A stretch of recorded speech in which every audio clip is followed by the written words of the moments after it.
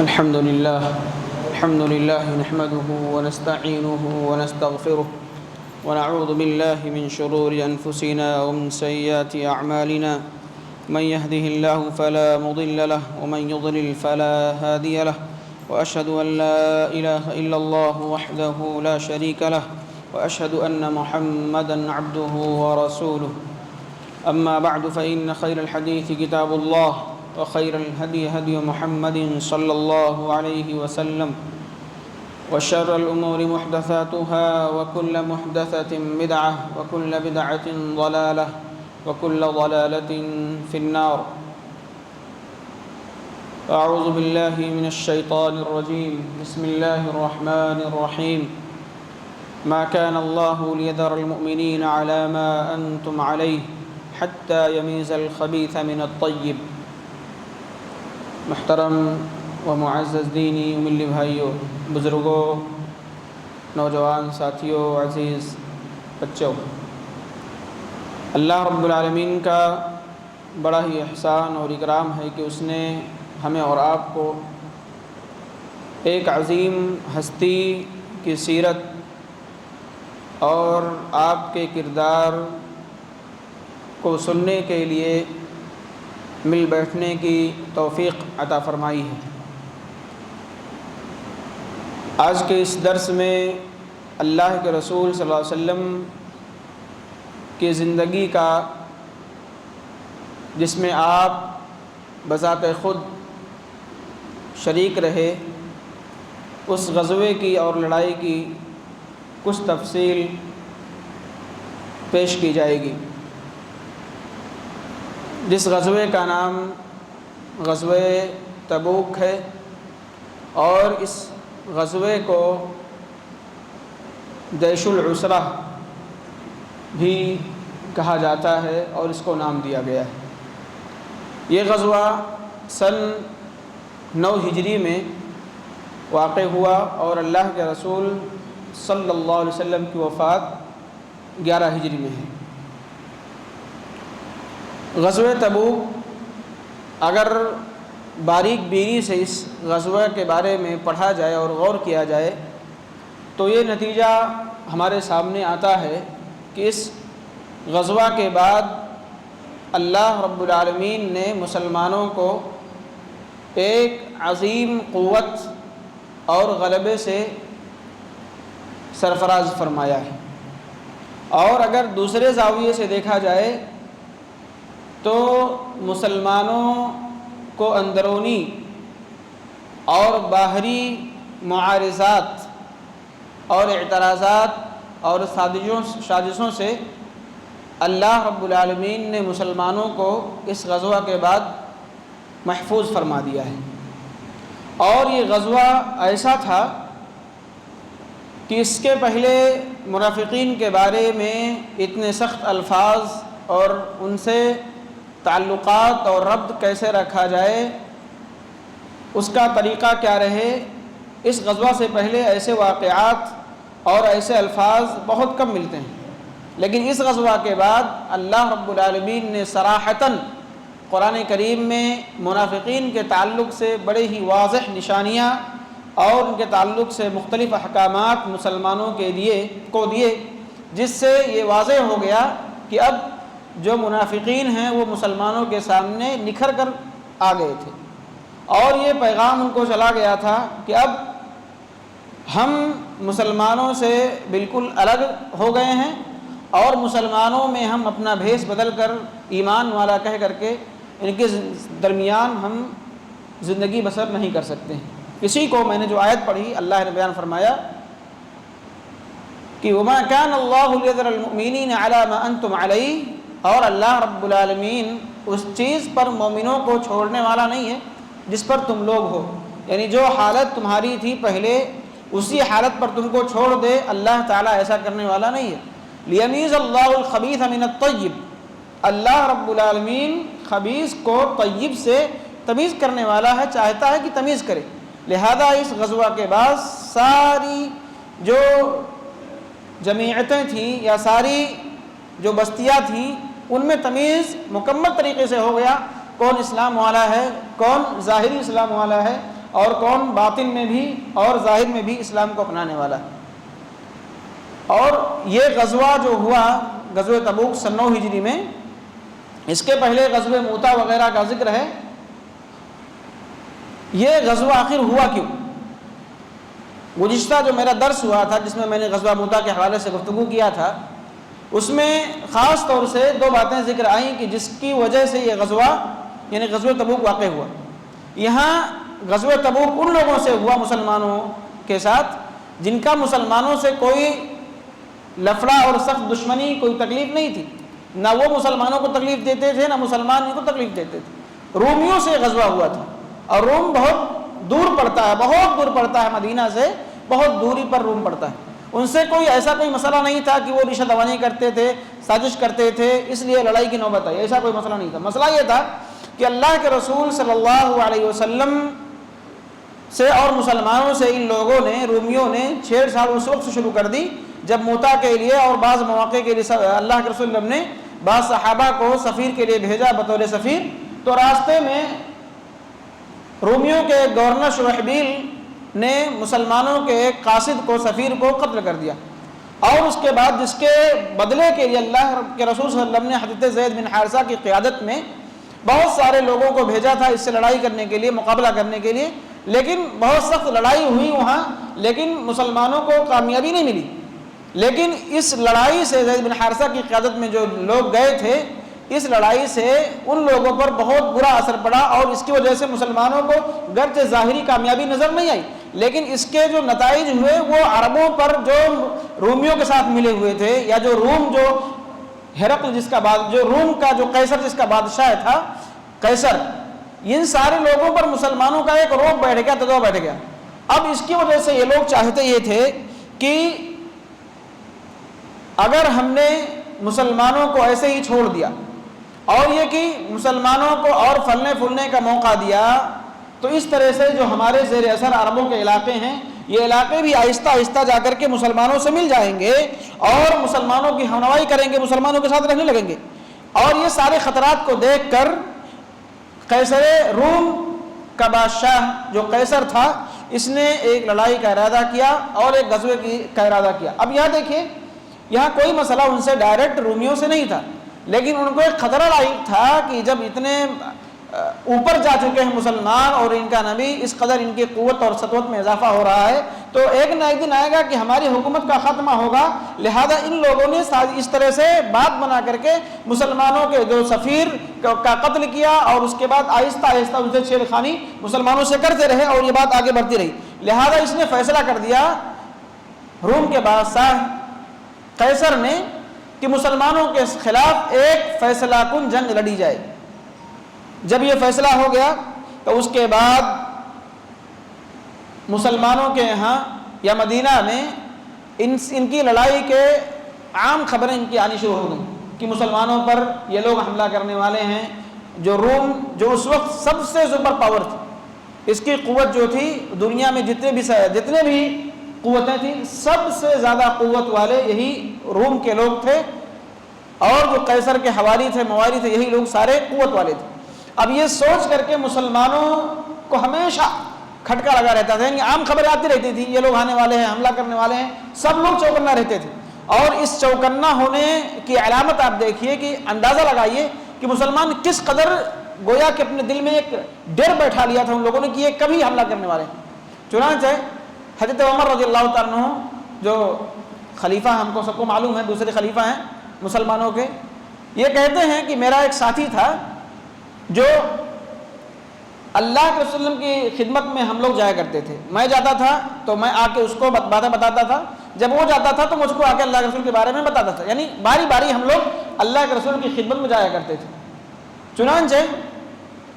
ایک دن ایسا ہوا کہ وہ میں سویا ہوا تھا، رات میں آیا اور میرا دروازہ بہت زور زور سے کھڑکانے لگا، تو میں نے فوراً اس سے کہا کیا ہوا، روم والے آ گئے کیا، روم کے جو باشندے تھے یا جو فوجی تھے وہ ہمارے اوپر آ گئے، مدینہ پر حملہ کرنے کے لیے پہنچ گئے کیا، اس طرح تم پریشان ہو۔ یعنی ہمیشہ ان کے ذہن میں یہی چلتا رہتا تھا کہ کب یہ لوگ آ جائیں گے، کب ہم پر آ پڑیں گے اور ہم کو نقصان پہنچائیں گے۔ اور واقعہ انہوں نے کہا، پھر بتایا کہ معاملہ کیا، کہا نہیں یہ سب نہیں ہوا،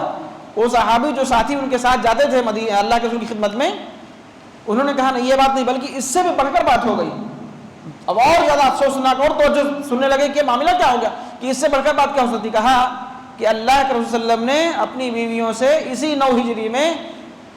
ایلا کر لیا تھا. ایلا کیا ہے؟ ایلا ایک حدیث کی ایک اصطلاح ہے. ایلا ہوتا ہے کہ کوئی آدمی اپنی بیویوں سے الگ ہو جائے، قسم کھا لے الگ ہونے کی، اور اللہ کے رسول صلی اللہ علیہ وسلم نے 40 دن کے لیے اپنی بیویوں سے الگ ہونے کے قسم کھا لیا تھا. اور آپ صلی اللہ علیہ وسلم بالا خانے پر اوپر چلے گئے تھے، رہنے لگے تھے وہاں، اپنی بیویوں سے برا قطع تعلق کر لیا تھا. اور اس کی وجہ کیا تھی؟ کچھ وجہیں تھیں، جیسے ان کا نفقہ اور بہت ساری چیزوں کا مطالبہ تھا، جس کی وجہ سے آپ ناراض ہوئے اور قسم کھا لیا. اب یہ قسم کھانا، آپ نے ان سے جدائی کی قسم کھا لیا. اب یہ صحابہ کرام کو صحیح نہیں ہو سکا کہ معاملہ کیا ہے، اللہ کے رسول نے ساری بیویوں کو طلاق دے دیا کہ کیا ہو گیا، کیوں الگ ہو گئے. یہ سارے لوگوں میں سسپینس بنا ہوا تھا. اب ایسے میں وہ آگے خبر دے رہے ہیں کہ اس سے بڑا واقعہ ہو گیا، تو بتایا کہ کیا رومی آگے انہوں نے حملہ کرنے کے لیے ہمارے اوپر انہوں نے جاری کر دیا، شروع کر دیا. یعنی اس قدر، اس سے اندازہ لگائیے کہ کس قدر مسلمان سہمے ہوئے تھے کہ کوئی بھی بات ہوتی تو فوراً کہ ہاں کیا ان کا حملہ ہو گیا، کیا آ گئے کیا وہ لوگ. یعنی وہ سپر پاور تھی، اس لیے پریشان حال تھے.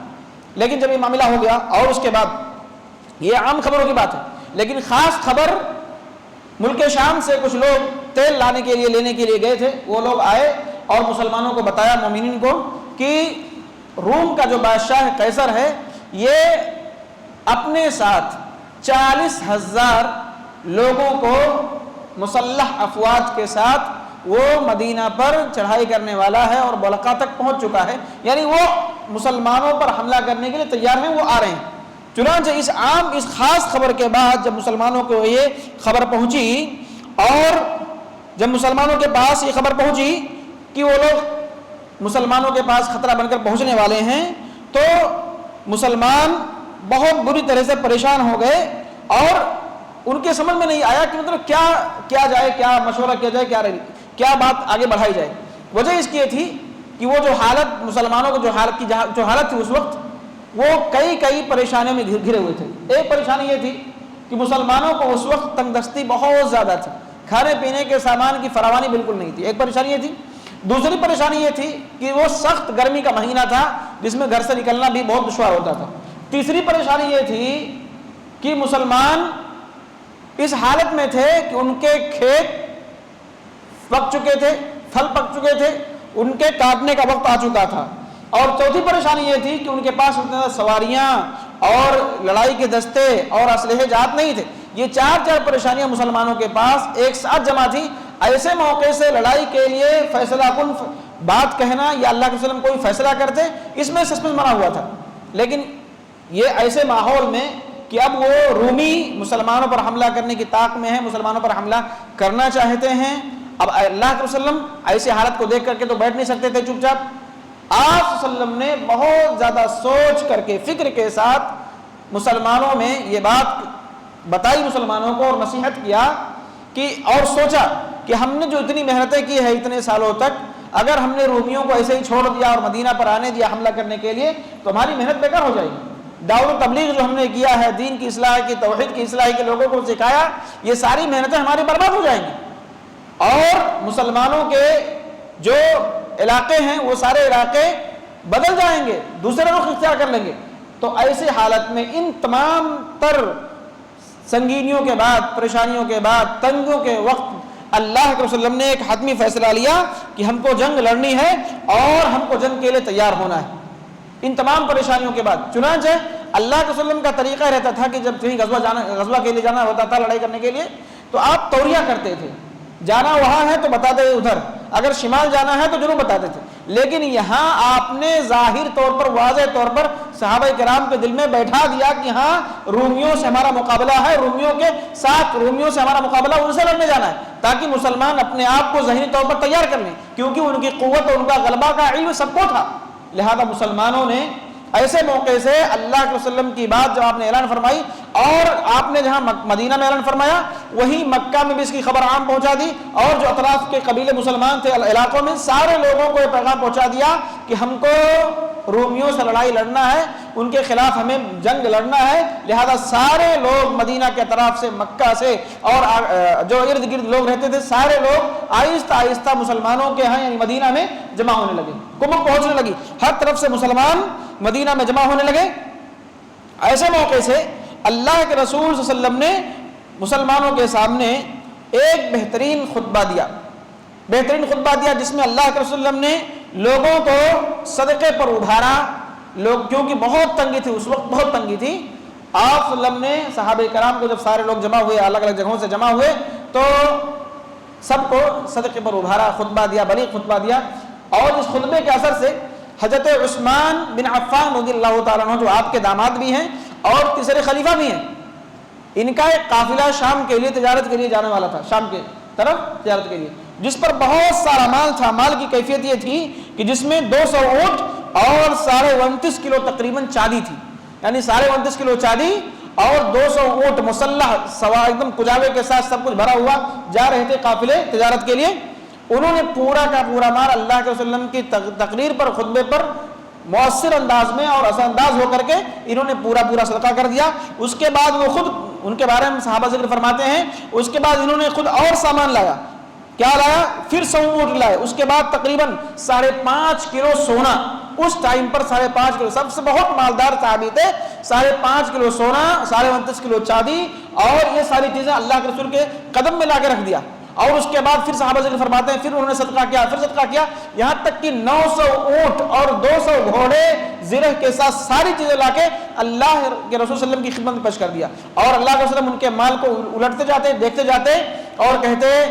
کہ آج کے بعد سے عثمان جو بھی کریں ان کو کوئی چیز نقصان نہیں پہنچا سکتی۔ یہ قربانی تھی حضرت عثمان کی۔ حضرت ابوبکر صدیق رضی اللہ تعالیٰ عنہ اپنے گھر کا پورا اثاثہ، جو بھی ان کے گھر میں قیمت والی چیز تھی، ساری چیزیں لا کر کے رکھ دیا اور پوچھا کہ کیا گھر چھوڑ کر آئے، گھر کیا چھوڑ کر آئے ہو؟ کہا اللہ اس کے رسول کی محبت چھوڑ کے آیا ہوں۔ اور اسی موقع سے حضرت عمر بن فاروق کہتے ہیں کہ آج میں تو ابوبکر سے صدقے میں آگے بڑھ جاؤں گا، آج میں حضرت ابوبکر سے آگے بڑھ جاؤں گا۔ چنانچہ وہ اپنے گھر کا پورے مال کا نصف حصہ لا کر کے یعنی آدھا اللہ کی خدمت میں رکھا۔ تو کہا کیا لائے؟ کہا نصف مال لایا، یہاں بھی وہ پیچھے رہ گئے، حضرت ابوبکر سے پیچھے رہے، پورا مال وہ لے کر آئے تھے اور یہ اپنے گھر کا آدھا مال لے کر آ کے رکھا۔ اور اس کے علاوہ بہت سارے مسلمانوں نے جن کے بارے میں یہ حضرت ابوبکر جو لائے تھے یہ تقریباً 12 کلو چاندی حضرت ابوبکر صدیق رضی اللہ عنہ لے کر آئے تھے۔ اور اس کے علاوہ بہت سارے صحابہ کرام نے، جس میں عبد الرحمن بن عوف رضی اللہ عنہ تقریباً 29.5 کلو چاندی یہ لے کر آئے تھے اور اللہ کے رسول کی خدمت میں پیش کر دیا۔ اس طرح اس کے علاوہ بہت سارے صحابہ، عاصم ایک صحابی ہیں، انہوں نے تقریباً 13.5 ٹن کھجور اللہ کے رسول کی خدمت میں لا کے رکھ دیا۔ ان سب کے باوجود، یعنی اتنے سارے صدقات کے باوجود مسلمان اس وقت بھی تنگی کے عالم میں تھے، تنگی کے عالم میں تھے۔ حالات ابھی آئندہ آپ کے سامنے ابھی باتیں آئیں گی کس قدر تنگی کے عالم تھے۔ اس طرح سے عورتوں نے بھی، بہت ساری عورتوں نے اپنے کان کی بالی، کنگن اور دیگر چیزیں جو پہنتی ہیں، پاسد، یہ ساری چیزیں لا کے اللہ کے رسول کی خدمت میں پیش کر دیا۔ یہ بہت بڑی قربانی تھی جو صحابہ کرام نے ایسے موقع پر، تنگی کے موقع پر اللہ کے رسول کے سامنے لا کر رکھا۔ اور اس کے بعد مسلمانوں کا یہ قافلہ چلتا رہا۔ اور یہاں ایک بات اور پیش آئی کہ جو منافقین تھے، لیکن یہ سارے مومنین لا کے جمع ہوئے تھے، مدینہ سے، مدینہ کے اطراف سے، مکہ سے مومنین جمع ہوئے تھے۔ جو منافق تھے انہوں نے یا تو عذر کر لیا، پیش کر لیا، یا تو بغیر عذر کے ہی وہ اپنے گھر پہ بیٹھے رہے اور آ کے کچھ نہیں پیش کیا۔ لیکن 3 مسلمان جو مومنین تھے، انشاءاللہ ان کا بیان آگے آئے گا، تو یہ سارے لوگ لا کے جمع ہو گئے۔ یہ منافق جو تھے، جو لوگ زیادہ دے رہے تھے صدقہ اللہ کی راہ میں، وہ کہتے تھے یہ لوگ ریاکاری، یعنی ان کو تعنظ نہیں کر رہے تھے، پریشان کر رہے تھے، یہ سب ریاکاری کر رہے ہیں۔ اور جن کے پاس کم رہتا تھا، کم لاتے تھے، 1 مد 2 مد، یعنی 1 کلو 2.5 کلو 2 کلو لا کے جمع کرتے تھے اللہ کے رسول کے پاس، تو کہتے تھے ان کا مذاق اڑاتے تھے۔ اللہ نے ذکر فرمایا الذین یلمزون المتطوعین من المؤمنین فی الصدقات والذین لا یجدون الا جهدهم فیسخرون منهم، یعنی جو کم لاتے ہیں یہ ان سے مذاق کرتے ہیں۔ فیسخرون منهم سخر اللہ منهم، اللہ نے ان سے مذاق کیا، ولہم عذاب مقیم، ان کے لیے دردناک عذاب ہے۔ اللہ نے اس کو قرآن میں ذکر فرمایا۔ اور غزوہ تبوک کے سلسلے میں بہت ساری آیتیں سورہ انفال وغیرہ میں سورہ توبہ میں بہت ساری آیتیں اس میں ذکر ہیں غزوہ تبوک کے حوالے سے، جس میں اللہ کے رسول صلی اللہ رب العالمین نے ان سارے واقعات کو ذکر فرمایا ہے۔ تو کہتے ہیں منافقین وہاں بھی تانہ زنی سے پیچھے نہیں رہے، اور جو زیادہ لے کر آتا اس کو پر ریاکاری کا تانا دیتے، اور جو کم لے کر آتا جس کے بعد جتنا تھا لاتا تو کہتے کہ یہ ایک ملک سے 2 ملک سے آئے ہیں روم کے بادشاہ سے لڑنے کے لیے، یہ طاقت نبھا رہے ہیں، یعنی اس طرح ان سے مذاق کرتے تھے۔ چنانچہ اس طرح مسلمانوں کا لشکر تیار ہو گیا، اور اللہ کے وسلم نے حضرت محمد بن مسلمہ کو یا سبا بن ارفتہ کو مدینہ کا گورنر بنایا، اور حضرت علی رضی اللہ عنہ سے یہ کہا کہ تم اپنے گھر والوں کو یعنی اپنے ہمارے اہل خانہ کا خیال رکھنا، تم مت آنا۔ چنانچہ سارے مسلمان تیار ہو گئے، چلنے لگے۔ مدینہ کا گورنر محمد بن مسلمہ کو یا سبا بن ارفتہ کو بنایا۔ حضرت علی رک گئے تو پھر منافقین نے ان پر بھی تانا زنی شروع کر دی کہ کیوں نہیں گئے، اللہ کے رسول کے داماد ہیں، ایسے بہت مختلف طرح کے کلمات کہنے لگے، کیوں نہیں گئے۔ چنانچہ ان کے تانا سے پریشان ہو کر یہ خود مدینہ سے روانہ ہو گئے، اللہ کے رسول سے جا کے مل گئے، اللہ کے رسول سے ملاقات ہوئی، پھر اللہ کے رسول صلی اللہ علیہ وسلم نے ان کو دوبارہ پھر سے واپس بھیج دیا اور کہا کیا تم اس بات سے خوش نہیں ہو کہ اس میں ذکر ہے حدیثوں میں کہ جو ہمارے ساتھ یہاں ہیں وہ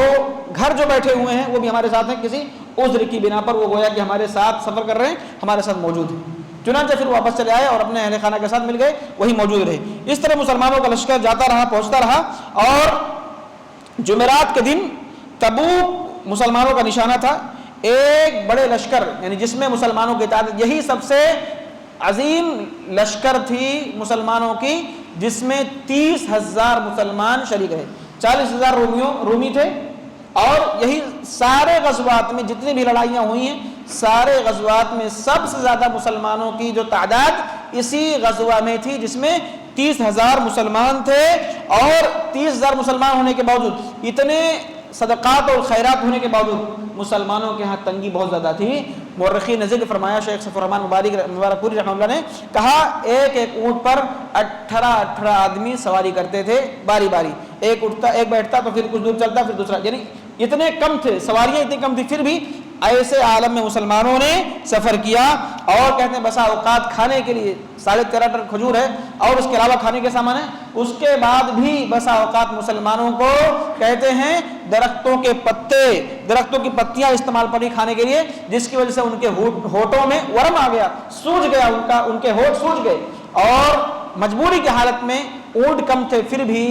اونٹوں کو بسا اوقات ذبح کیا گیا تاکہ مسلمان اس کی اتڑیوں میں اور معدے میں جو پانی رہتا تھا اس پانی کو چوس سکیں اور پی سکیں۔ پانی بالکل نہیں تھا ان کے پاس، بہت کم تھا، لہذا اونٹوں کو بھی مجبوراً ذبح کیا گیا، وہ کم تھے پھر بھی، تاکہ مسلمان کم سے کم کچھ اپنا پیٹ وغیرہ بھر سکیں، اس کا پانی پی سکیں۔ ان کے اونٹ میں آپ کو معلوم ہے کہ پانی جمع کرتا ہے اونٹ اور مہینوں تک پیتا رہتا ہے۔ اس طرح مسلمانوں نے اپنا راستہ اور اپنا سفر مکمل کیا، اور کہتے ہیں اس کے بعد انہی ساری بنیادوں کی وجہ سے اس غزوہ کا نام غزوہ تبوک تو ہی ہے، دوسرا نام اس کا ہے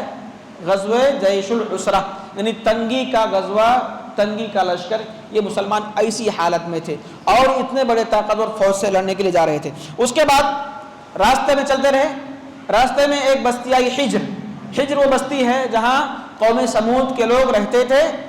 اور جو اپنے ہی ہاتھوں سے اپنی عمارتیں پتھروں سے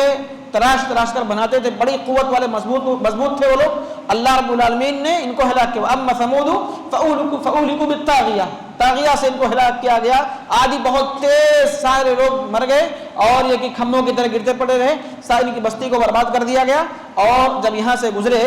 تو اللہ کے رسول صلی اللہ علیہ وسلم نے ایک پیغام دیا صحابہ کرام کو۔ ان کا ایک سمود کا ایک کنواں تھا، یہ بستی ہلاک ہوئی، اور یہ بستی ابھی بھی معیوب سمجھی جاتی ہے کہ ہاں اللہ کا عذاب نازل ہوا، یہاں کوئی رہتا نہیں، ابھی بھی ایسے ہی بستی کھنڈرات پڑے ہوئے ہیں۔ اللہ کے وسلم کا جب وہاں سے گزر ہوا صحابہ کرام کا، تو بعض صحابہ نے وہاں سے پانی بھر لیا، کنواں تھا وہاں سے پانی بھر لیا، اور آپ نے یہ کہا پانی بھر لیا ہے لیکن یہ پانی تم پینا استعمال نہیں کرنا،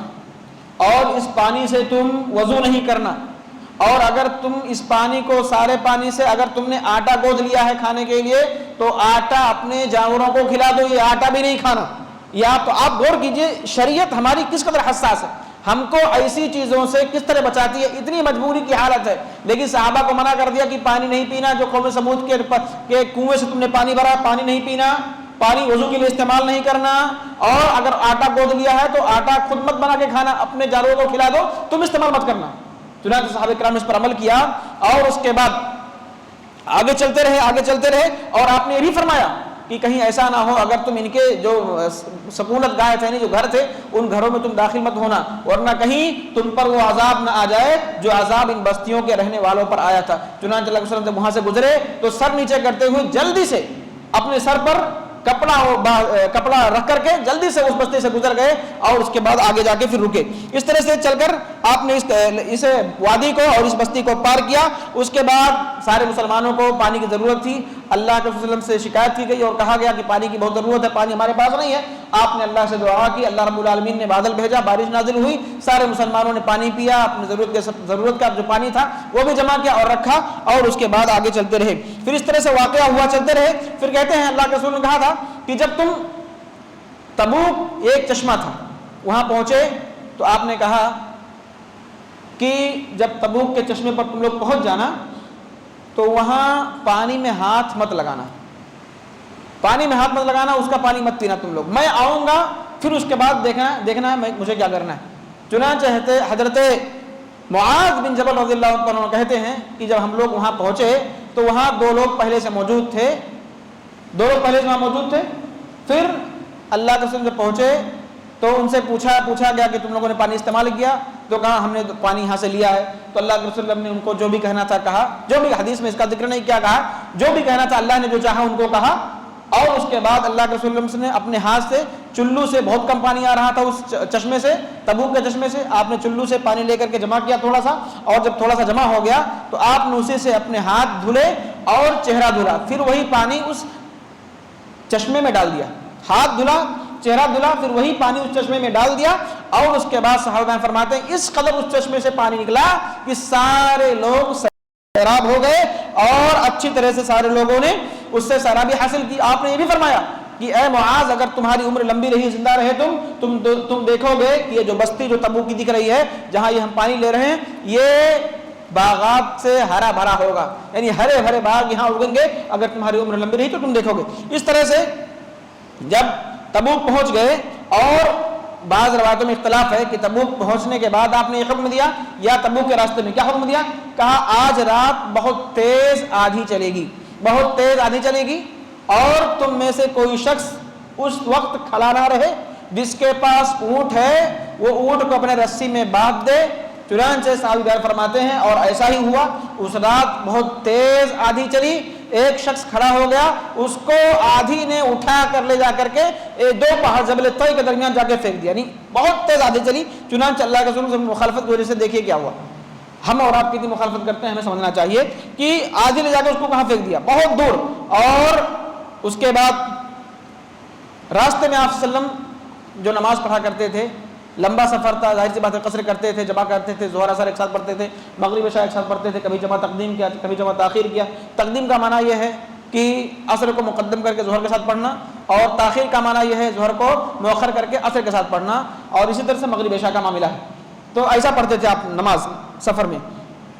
پھر جب سارے لوگ تبوک پہنچ گئے تو اللہ کے رسول نے وہاں بھی بہت بلیغ خطبہ دیا، سارے لوگوں کو دنیا اور آخرت کی بھلائی یاد دلائی اور رغبت دلائی، اللہ کے عذاب سے ڈرایا اور انعامات کی خوشخبری دی۔ تو صحابہ بیان فرماتے ہیں، ایک نے ذکر فرمایا کہ اللہ کے رسول صلی اللہ علیہ وسلم نے جب یہ سارا خطبہ دیا تو مسلمان جو اپنی تنگی کی وجہ سے پریشان حال دکھ رہے تھے یا ان کے دلوں میں کچھ خوف و ہراس تھا، اللہ کے رسول کا خطبہ سن کر کے سارے لوگوں کے دلوں میں ایک الگ جوش اور جذبہ بھر گیا، سارے لوگ تیار ہو گئے۔ چنانچہ کہتے ہیں ادھر مسلمانوں کا جوش اور جذبہ ان سے ہاتھا پائی کے لڑائی کے لیے بالکل ابھرا ہوا ہے، ادھر رومیوں کی حالت بگڑ گئی۔ رومیوں کو جب پتا چلا کہ اللہ کے رسول اپنے تمام تر سپہ سالاروں کے ساتھ آ چکے ہیں، ان کی حالت بگڑ گئی، پریشان ہو گئے، اور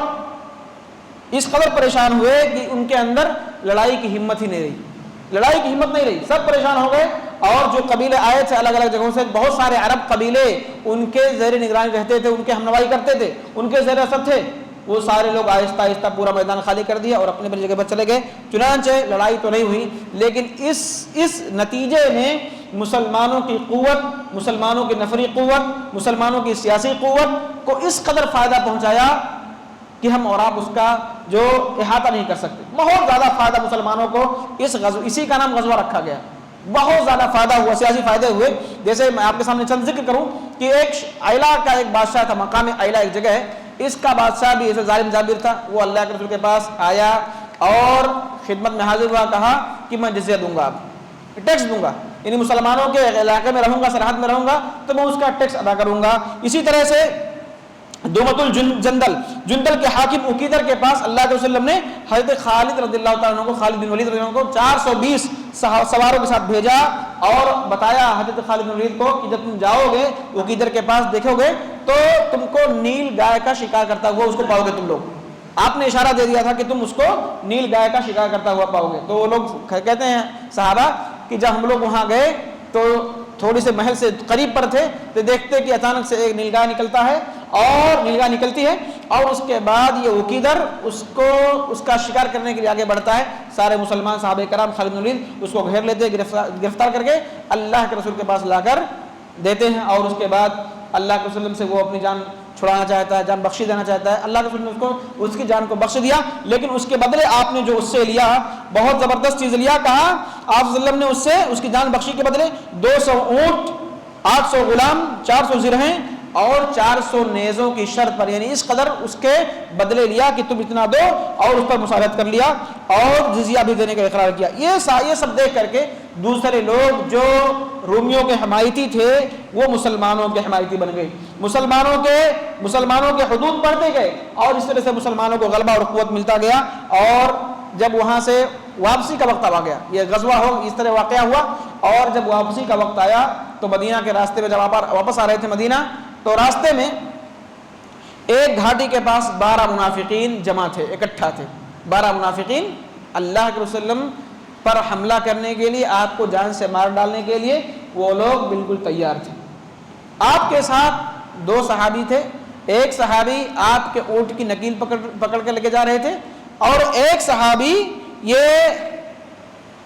اللہ کے وسلم کی اونٹ کی نکیل پکڑے ہوئے تھے، اور دوسرے حضرت حذیفہ تھے جو ہانک رہے تھے اس اونٹنی کو۔ 3 ہی لوگ موجود تھے، اور جو دوسرے صحابہ تھے، دوسرے پورا لشکر جو تھا وہ اللہ کے رسول صلی اللہ علیہ وسلم کی دوری پر، بہت دوری پر تھا۔ چنانچہ اس طرح چلتے رہے کہ اچانک منافقین کی آہٹ ان کو سنائی دی، ان کے چاپوں کی آہٹ، ان کے چلنے کی آہٹ مسلمانوں کو سنائی دی۔ اللہ کے رسول نے حضرت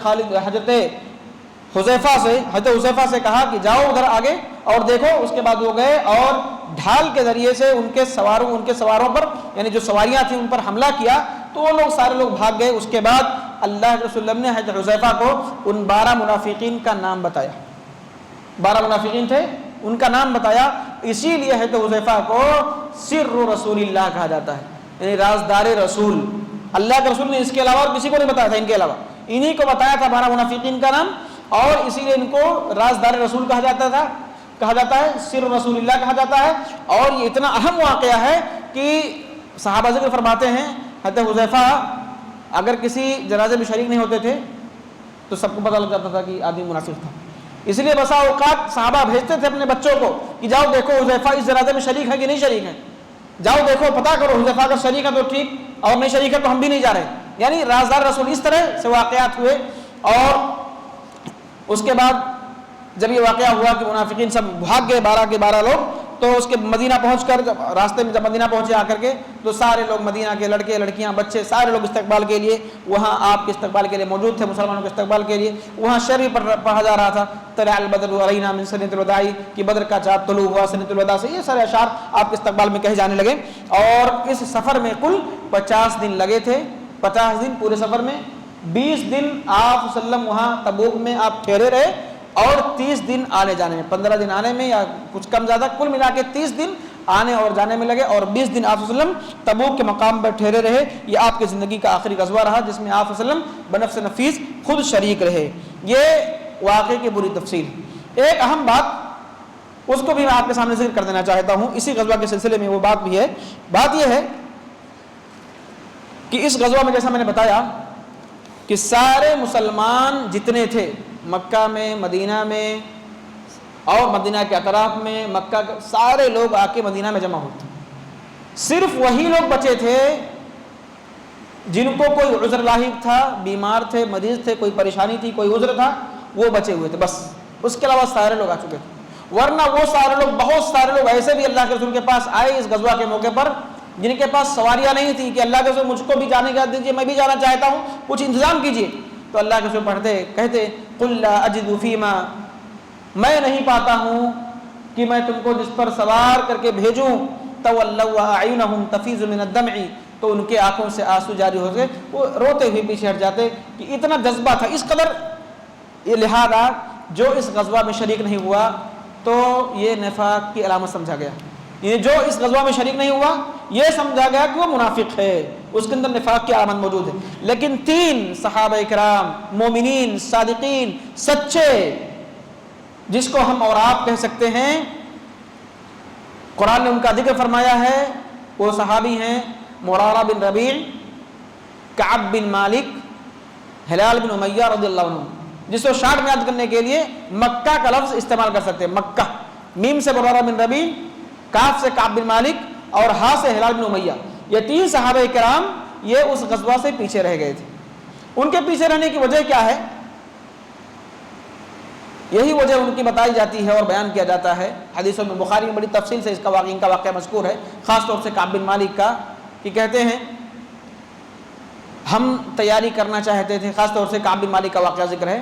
کہ تیاری جانا چاہتے تھے. تیاری سارے لوگ جب اللہ کے رسول مدینہ آ کے پہنچ گئے تو آپ کا معمول تھا کسی بھی سفر سے آتے تھے تو مسجد نبوی میں بیٹھتے تھے، 2 رکعت نماز پڑھتے اور وہاں لوگوں کے سے ملتے جلتے. جب یہ واقعہ ہوا تو بہت سارے جو منافقین تھے جو نہیں گئے تھے آپ کے پاس آ کر عذر پیش کرنے لگے، میں فلاں تھا، میں فلاں ہو گیا، ایسا ہو گیا، نہیں جا سکے، رونے لگے اور منہ بنانے لگے، بہت ساری چیزیں. تو آپ نے ان کے ظاہری کو دیکھتے ہوئے ان کے لیے مغفرت کی دعا کی اور ان کے باطن کو اللہ کے حوالے کر دیا. یعنی انہوں نے بہت سارے لوگوں جھوٹ بولا، عذر پیش کیا، جھوٹے عذر پر آئے اور پیش کیا کہ اس وجہ سے ہم لوگ نہیں جا پائے. اللہ کے رسول ان کا ظاہری دیکھتے ہوئے ان کے لیے دعائیں مغفرت کی اور ان کا باطن اللہ کے حوالے کر دیا. لیکن یہ 3 مومنین صادقین صحابی انہوں نے اپنا صحیح جو عذر تھا اور وہ جو بات سے آ کے بتایا کہ اللہ کے رسول ہم نے سنا، ہم نے تیاری کرنا چاہا، ہم جانا چاہتے تھے. خاص طور سے حضرت کعب بن مالک رضی اللہ تعالی عنہ، ان کا واقعہ بڑا مشہور ہے. اس سلسلے میں کہتے ہیں کہ میں پہلے دن جب سنا تو تیاری کا ارادہ کیا لیکن نہیں کر سکا. دوسرے دن سنا تیاری کا ارادہ کیا لیکن نہیں تیاری کر سکا، میں نہیں جا سکا، میں تیاری نہیں کر سکا. پھر سوچا کہ مسلمان چل رہے ہیں، میں ان کو جا کے راستے میں پکڑ لوں گا، ان کے ساتھ ہو جاؤں گا، لیکن نہیں جا سکا. وہ آئے اور اللہ کے رسول کے سامنے وہ عذر پیش کیا اور بتایا کہ ایسی ایسی بات تھی، مجھے نہ تو سواری کی عدم فراہمی نے روکا، نہ مجھے اور کوئی عذر ہے، کوئی پریشانی نہیں، میں نہیں جا سکا. سچائی انہوں نے بیان کر دی. اسی کو اللہ نے ذکر فرمایا وَعَلَى الثَّلَاثَةِ الَّذِينَ خُلِّفُوا حَتَّى إِذَا ضَاقَتْ عَلَيْهِمُ الْأَرْضُ بِمَا رَحُبَتْ، کہ وہ 3 لوگوں پر جو پیچھے رہ گئے، ضاقت علیہم الارض بما رحبت، زمین پر تنگ ہو گئی. اب یہ تینوں صحابہ نے آ کے بیان کیا اپنا واقعہ تو اللہ کے رسول نے ان کا بائیکاٹ کا حکم دے دیا. صحابہ کرام سے کہا کوئی ان سے بات نہیں کرے گا، کوئی ان سے بات نہیں کرے گا، کوئی تعلق ان سے کوئی قائم نہیں کرے گا. ان کا مکمل بائیکاٹ، تینوں کا بائیکاٹ کر دیا. اور یہ بھی کہا کہ تم لوگ الگ رہو گے، بائیکاٹ تمہارا رہے گا جب تک کہ اللہ تعالیٰ تمہارا توبہ قبول نہ کر لے. چنانچہ حضرت کعب بن مالک رضی اللہ عنہ کہتے ہیں جب یہ بات آئی تو میں جاتا، لوگوں سے سلام کرتا، لوگ سلام کا جواب دیتے کہ نہیں مجھے معلوم نہیں پڑتا. مسجد میں جاتا، نماز پڑھتا، میں دیکھتا کہ اللہ کے رسول میری طرف دیکھ رہے ہیں، میں دیکھتا کہ میری طرف دیکھیں تو آپ سر گھما لیتے تھے، چہرہ گھما لیتے. اور جب میں نماز پڑھتا تو اللہ کے رسول مجھ کو دیکھتے. یعنی اس قدر الگ بالکل بائیکاٹ کر دیا تھا. سلام کرتے، جواب نہیں دیتے، پورا بائیکاٹ، مکمل بائیکاٹ ہو گیا تھا. پھر اس طرح سے جب 40 دن گزر گئے، کوئی تعلق نہیں کسی سے. کہتے ہیں ایک میرا بھائی تھا ابو قتادہ کے نام سے، جب جاتا اس سے ملتا تو اس سے سلام کرتا، کیا میں تمہارا بھائی نہیں، کیا میں مسلمان نہیں؟ انہوں نے کچھ جواب نہیں، کوئی بات نہیں، کوئی تعلق نہیں. کھجور کے باغ میں گئے، ملاقات کیا، کوئی جواب نہیں. اور یہاں تک کہ جب 40 دن گزر گئے تو اللہ کے رسول کا نیا فرمان آیا کہ اپنی بیویوں کو بھی الگ ہو جاؤ، بیویوں سے بھی الگ ہو جاؤ، ان سے کوئی تعلق تم کام نہیں کرو گے، تم دور رہو گے ان سے. تو پوچھا بھی کہ طلاق دینا ہے یا بائیکاٹ کرنا، خالی دور رہنا ہے؟ تو کہا طلاق نہیں دینا، خالی دور رہو، بیویوں سے کے پاس نہیں جانا ہے. چنانچہ اس طرح سے واقعہ ہوا اور 50 دن جب گزر گیا تو اس کے بعد اللہ رب العالمین نے ان کی توبہ کو قبول کی. اور توبہ کی بڑی کیفیت کہتے ہیں جب ان کی توبہ قبول ہوئی تو صحابہ نے جب خوشخبری دی تو کہا اپنے گھر کے درخت پر، اپنے گھر کے چھت پر موجود تھے جس نے خوشخبری دی، اس کو ان کے پاس جو کپڑا تھا کعب بن مالک کے پاس، فوراً اس کو ہدیہ دے دیا، ان کو پیش کر دیا. اس طرح کے واقعات بڑے مشہور ہیں. لہذا یہ واقعہ کعب بن مالک کا میں نے بہت مختصر آپ کے سامنے بیان کیا، لیکن یہ سارے واقعات کیوں تھے؟ ہماری اور آپ کی نصیحت کے لیے تھے. اب یہاں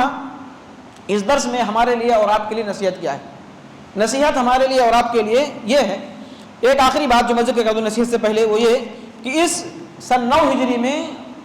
چند ایسے واقعات بہت مشہور ہوئے، بہت اہم واقعات رونما ہوئے جو ہمیں اور آپ کو جاننا چاہیے۔ وہ واقعہ یہ ہے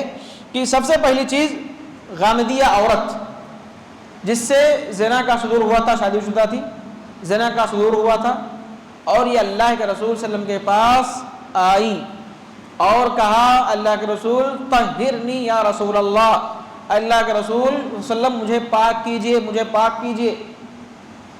وہ حاملہ ہیں، آپ نے کہا جاؤ جب بچہ پیدا ہو جائے گا پھر آنا۔ چنانچہ بچہ پیدا ہوا، پھر بچے کو گود میں لے کر آئیں، کہا اللہ کے رسول مجھے پاک کیجئے، یعنی حد نافذ کیجئے، میں نے جرم کیا ہے۔ آپ نے کہا جاؤ جب بچہ روٹی کھانے لگے گا تب لے کر آنا۔ چنانچہ وہ بچے کو پھر لے کر آئیں کئی مہینوں بعد، اس کے ہاتھ میں روٹی کا ٹکڑا پکڑا کر کے لائیں، یہ دکھانے کے لیے کہ ہاں بچہ روٹی کھانے لگا۔ چنانچہ آپ صلی اللہ علیہ وسلم نے حد نافذ کیا اور شریعت کا جو حد تھا، پھر ان کو گڈھا کھود کے ان کو رجم کیا گیا۔ اور جب رجم کیا جا رہا تھا تو بعض روایتوں میں آتا ہے کہ جب مار رہے تھے پتھر تو ایک کچھ اس کے جسم سے خون کے کچھ چھینٹے آ کر کے صحابی پر پڑے، تو انہوں نے کچھ کہا تو آپ نے کہا اس نے ایسا توبہ کیا ہے کہ اگر مدینہ کے 70 لوگوں پر اس کے توبہ کو پھیلا دیا جائے تو سارے لوگوں کی بخشش ہو جائے، تم اس کو ایسا کہہ رہے ہو۔ یہ واقعہ ہوا۔ آپ یہاں اس واقعے میں کیا نصیحت ہمارے لیے کہ وہاں نہ کوئی کورٹ تھا، نہ کوئی کچہری، نہ کوئی پوچھنے گیا تھا، نہ پکڑنے گیا تھا۔ کس خوف نے غامدیہ کو اللہ کے رسول کے دربار میں حاضر ہونے دیا؟ کس خوف نے؟ یہ اللہ رب العالمین کے سامنے کھڑے ہونے کا ڈر تھا، اللہ کے سامنے کھڑے ہونے کا، حساب و کتاب کا خوف تھا۔ جو دنیا کی یہ جو سزا ہے آدمی دنیا میں اگر مل گئی جو شرعی سزا ہے، آخرت میں وہ بری تھی، جنت تھی ان کے لیے۔ یہ اس خوف نے ان کو بار بار کتنا موقع ملا، چاہتی تو چھپا لیتی، چاہتی تو خط نہیں آتی اللہ کے رسول کے پاس۔ اور جو ان کے ساتھ واقعہ ہوا تھا جو معاذ بن اسلم مالک مسلمی کا، ان کا واقعہ تو اور خطرناک ہے کہ اللہ کے رسول نے کہا دیکھو شراب تو نہیں پیا، کچھ بھی بول رہے ہیں، زنا کیا تھا ان سے بھی صدور ہوا تھا، کہا کچھ نہیں، کہا دیکھو کچھ اور بات تو نہیں، کہا کچھ نہیں، صحابہ سے کہا منہ ان کا سونگھو، کہیں ایسا تو نہیں، کہا کچھ بھی نہیں ہے۔ پھر بعد میں کتنا موقع ملا، چھوڑ دیا، چھپا لیتے، اللہ معاف کرے گا، جاؤ توبہ کر لو، بہت ساری باتیں ہیں۔ لیکن اللہ کے خوف نے، جب اللہ کا خوف آدمی کے دل میں آتا ہے اور میدان محشر کا جو اللہ کے سامنے حساب و کتاب کا خوف آتا ہے تو آدمی اپنے گناہوں کی بخشش کے لیے اس طرح سے بہت تڑپتا ہے، پریشان حال ہوتا ہے۔ یہ واقعہ پیش آیا اور ساتھ ہی میں ایک لعان کا واقعہ پیش آیا۔ لعان کہتے ہیں شریعت میں، لعان یہ ہے کہ اگر کوئی شوہر، کوئی عورت یا شوہر دونوں میں سے اپنے شوہر پر اگر الزام لگاتی ہے زنا کا، یا شوہر جو ہے الزام لگاتا ہے بیوی پر زنا کا، تو اس میں قسمیں کھانی رہتی ہیں، 3 قسمیں یا 5 قسمیں، قرآن میں اس کا ذکر ہے،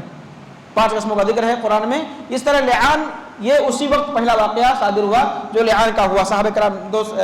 صحابہ کے درمیان، صحابہ اور صحابیات۔ اسی طرح سے حبش کا بادشاہ یعنی اصحمہ نجاشی جو ایک مسلمان بادشاہ تھے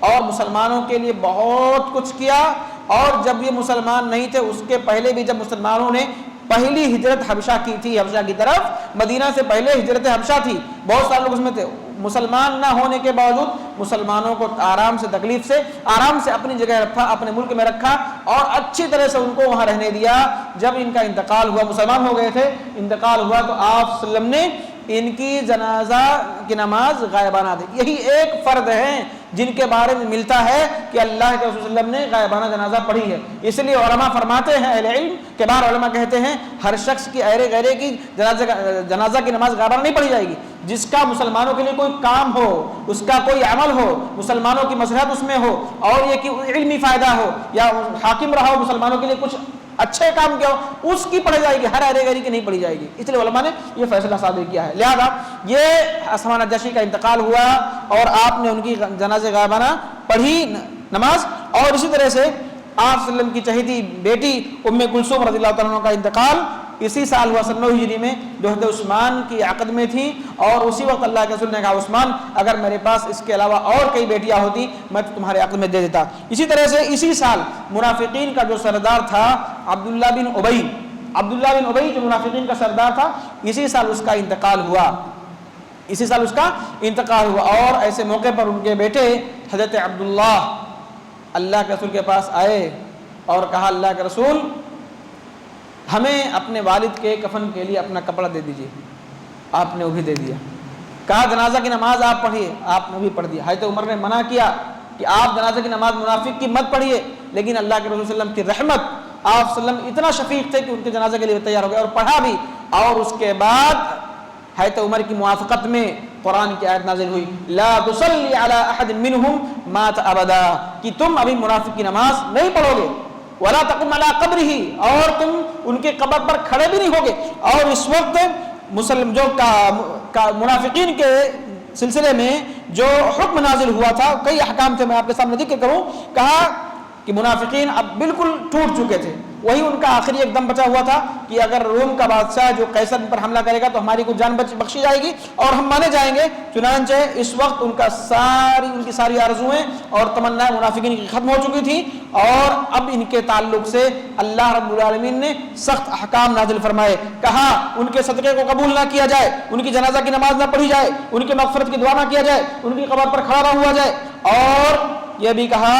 کہ ان کے سلسلے میں مسجد ضرار جو انہوں نے بنائی تھی، منافقین نے مسجد ضرار بنائی تھی، اس کا مقصد یہ تھا کہ اس میں ایسے لوگ جو مسلمانوں کے خلاف ہیں ان کی پشت پناہی کی جائے یا ان کے خلاف میٹنگیں کی جائے، بات کی جائے۔ اللہ کے رسول نے ان لوگوں نے اللہ کے رسول سے کہا تھا آ کے نماز پڑھ دیجیے اس میں، تاکہ مومنین ان کے تعلق سے چوکنا نہ رہیں، ان کے تعلق سے برا خیال نہ کریں۔ آپ نے اس کو مؤخر کر دیا تھا کہ غزوہ کے بعد آئیں گے تو پڑھیں گے، چنانچہ اللہ کا حکم ہوا، اس مسجد کو بھی ڈھا دیا گیا، اس مسجد کو گرانے کا، جس کو مسجد ضرار کہا گیا۔ افمن اسس بنیانہ علی تقوی، قرآن میں ذکر ہے اس کا کہ وہ مسجد جو ظلم پر بنائی گئی یا مقصد اس کا الگ ہے، اس کو توڑنے کا حکم دیا گیا، ان کی مسجد بھی ڈھا دی گئی۔ اور کئی آیتیں ایسی نازل ہوئی جن آیتوں نے ان منافقین کو بالکل ننگا کر کے رکھ دیا اور ان کی ساری باتیں لوگوں کے سامنے آ گئی۔ اس کے بعد بہت سارے مسلمان جو فتح مکہ کے بعد ہونا شروع ہوئے تھے، وفود کے سلسلے میں، گروہ کے سلسلے میں، جماعت کے سلسلے میں آہستہ آہستہ آ کر کے اللہ کے رسول سے ملاقات کر کے بیعت کرتے، اور اس طرح سے مسلمانوں کا پورا غلغلہ اور مسلمانوں کی پوری قوت ایک ساتھ جمع ہو گئی۔ یہ غزوہ تبوک ہے اور یہ پورا خلاصہ اس کا ہے۔ اب ہمیں نصیحت کیا ملتی ہے؟ دو تین باتیں میں ذکر کروں گا خاص طور سے۔ پہلی بات یہ ذکر کروں گا،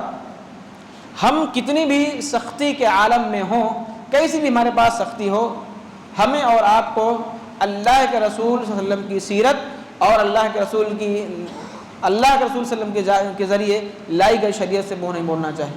آپ غور کریں ایک ایک مخالفتوں کی بنیاد پر کیا ہوا ایک ایک مخالفت کی بنیاد پر۔ وہ جو غزوہ کا واقعہ ہے ہم اور آپ جانتے ہیں، غزوہ احد، آپ نے جو جابازوں کو 100 یا اس کے قریب 200 وہاں رکھا تھا کہ تم لوگ وہاں جس کو جبل رومات کہا جاتا ہے وہاں رکھا تھا، اور یہاں مسلمان فتح کے قریب تھے۔ ان لوگوں نے سوچا مسلمان جیت چکے ہیں، چلو ہم جبل رومات چھوڑ کے آگے ہم مال غنیمت جمع کرتے ہیں، لاؤ جمع کرتے ہیں۔ پھر پیچھے سے کافروں نے حملہ کر دیا، مسلمانوں کو بہت نقصان پہنچا۔ تو ایک مخالفت کی وجہ سے اتنا بڑا مسلمانوں کا نقصان ہوا کہ اللہ کے رسول کی ایک مخالفت کی گئی۔ اور یہاں کیا ہوا، آپ نے کہا ایسی حالت، پانی کی تنگی ہے، پریشانی ہے، پھر بھی کہا یہ تم پانی مت پینا، یہ پانی استعمال مت کرنا، اس سے وضو مت کرنا۔ آج ہم چھوٹی چھوٹی باتوں پر اور ایسے تہواروں پر، ان کے ایسے خوشی کے موقع پر ان کے ساتھ شریک ہوتے ہیں، ان کے ساتھ خوشیاں شیئر کرتے ہیں، ان کے ساتھ ملتے جلتے ہیں۔ یہ واقعہ اور ہمارے اور آپ کی نصیحت ہے۔ ان کی مٹھائی کھاتے ہیں، کیا مسئلہ ہے؟ یعنی ہم اور آپ اس قدر مطلب میل اور جول میں اس قدر آگے بڑھ گئے کہ ہمیں شریعت کا پاس و لحاظ نہیں رہتا۔ ہمیں ان ساری چیزوں کو سمجھنا چاہیے، یہ مجبوری نہیں ہے کہ اگر ہم اور آپ انکار کریں نہ لیں، اس میں ایسا کوئی بہت بڑا مسئلہ سامنے نہیں آئے گا جس سے لڑائی اور جنگ کی بات آ جائے گی۔ اور اس طرح سے ایک بات اور ہمارے سامنے آتی ہے کہ جو مشرک ہیں ان کے سلسلے میں ہمیں اور آپ کو بالکلی طور پر استغفار اور بخشش نہیں کرنا چاہیے۔ ناجائز ہے، حرام ہے، مشرکین کے لیے استغفار کرنا ناجائز حرام ہے۔ اللہ نے اس کو ذکر فرمایا قرآن میں، ما كان النبي والذين آمنوا ان يستغفروا للمشركين ولو كانوا اولي قربى۔ اللہ نے کہا کہ مومن نبی کے لیے اور نامومنین کے لیے جائز ہے کہ وہ مشرکوں کے لیے استغفار کریں، ولو كانوا اولي قربى، اگرچہ وہ مشرکین ان کے رشتہ دار ہوں، قریبی کیوں نہ ہوں۔ من بعد ما تبین لهم، جب ان کے لیے واضح ہو گیا اس کے بعد سے استغفار نہیں کر سکتے ہیں۔ ہمیں اور آپ کو یہ ساری نصیحتیں ملتی ہیں۔ اللہ رب العالمین ہمیں اور آپ کو اللہ کے رسول صلی اللہ علیہ وسلم کی سیرت کو سمجھنے پڑھنے کی توفیق عطا فرمائے، اور جو نصائح ہیں، پند ہیں، اور جو ہمارے لیے قیمتی باتیں اللہ کے رسول کی سیرت میں، ان کو اپنی زندگی میں نافذ کرنے کی توفیق عطا فرمائے، اور اللہ کے وسلم کی سیرت کو ہمیں اور آپ کے، ہمیں اور سب کے لیے آئیڈیل اور نمونہ بنانے کی توفیق عطا فرمائے۔ وآخر دعوانا الحمدللہ رب العالمین، والسلام علیکم۔